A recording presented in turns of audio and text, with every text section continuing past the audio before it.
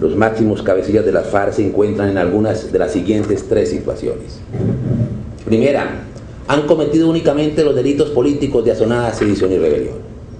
Segunda, han cometido los delitos políticos de asonada sedición y rebelión y los delitos comunes conexos, tales como actos terroristas, pertenencia a grupo armado ilegal, porte de uniforme de uso privativo de la fuerza pública, tenencia, uso de armas, concierto para delinquir, entre otros. Tercera, han cometido delitos políticos y conexos, así como crímenes internacionales, bien sea en calidad de autores mediatos, directos o cómplices.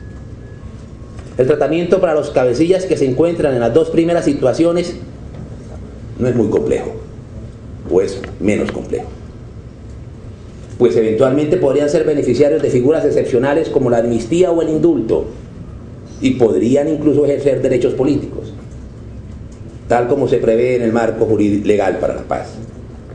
El tratamiento de quienes han incurrido en delitos de carácter internacional es más complejo, al encontrarse una clara limitación jurídica en el bloque de constitucionalidad que impide que puedan ser beneficiarios de amnistías, indultos y derechos políticos.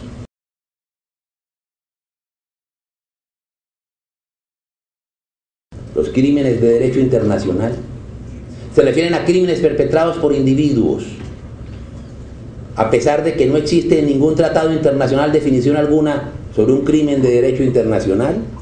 Sí existen ejemplos de estos crímenes, crímenes de guerra, genocidio, crímenes de lesa humanidad, contenidos en algunos tratados.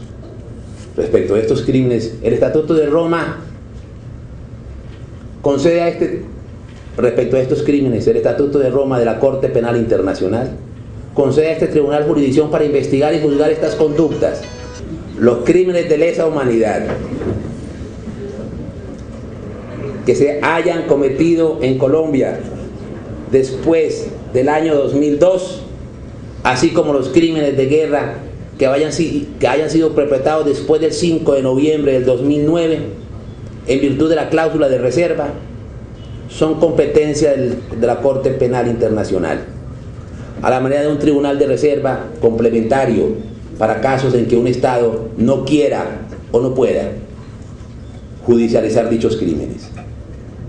Lo anterior, en virtud del mismo preámbulo del Estatuto de Roma, establece que es deber de todo Estado ejercer su jurisdicción penal contra los responsables de crímenes internacionales.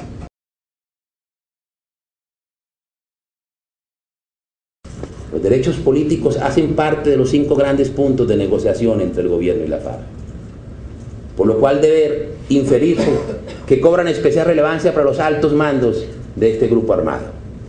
La participación en política quedará proscrita a la luz de las normas vigentes para los miembros de la FARC que hayan sido condenados por haber cometido delitos de lesa humanidad o crímenes de guerra, pues así lo dispone el artículo 122 de la Constitución. Habría que determinar qué miembros de esa organización han sido condenados y quiénes aún están siendo investigados por este tipo de delitos. Basta traer a colación los siguientes hechos victimizantes cometidos por esta organización como crímenes de guerra o de lesa humanidad. Algunos ejemplos: las informaciones que se han recibido sobre posibles ejecuciones de policías con tiros de gracia, incineración de heridos o el uso de armas prohibidas por el derecho internacional, la ejecución de varios policías heridos y la posterior quema de los cuerpos después de atacar un camión en la Policía Nacional en el Doncello, Caquetá. Son acciones que constituyen infracciones a los principios de proporcionalidad y de protección de heridos y personas fuera de combate.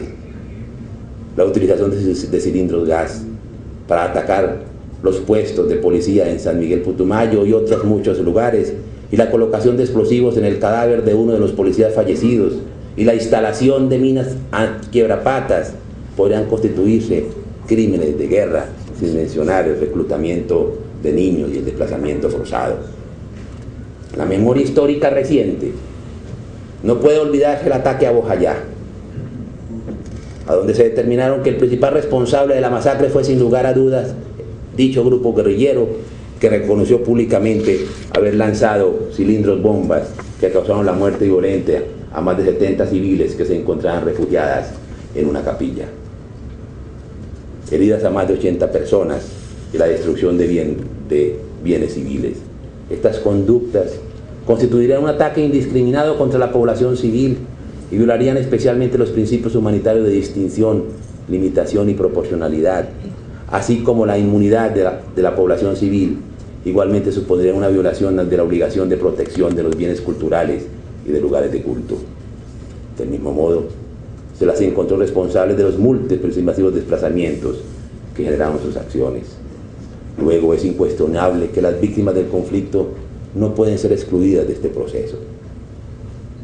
Debiendo estar debidamente representadas, ya para efectos prácticos, crear espacios para ser escuchadas, debiendo el Gobierno Nacional orientar y controlar estos procesos, aprovechando el escenario de la Comisión de la Verdad.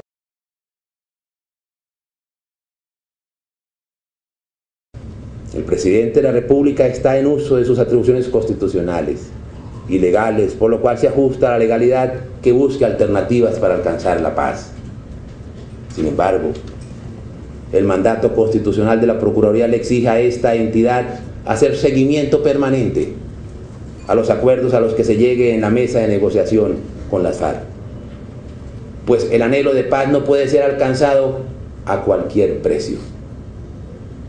Existen obligaciones internacionales que limitan el margen de acción del gobierno nacional, así como se evidenció que la sociedad colombiana no está dispuesta a permitir impunidad para los miembros de esa organización. En esa medida, una eventual paz acordada con desconocimiento de la exigencia de justicia conllevaría a una paz no sostenible en el tiempo, quizás más perjudicial que la situación actual en Colombia, en la medida en que se quebrantaría nuevamente la confianza en el derecho y las instituciones por parte de la sociedad colombiana.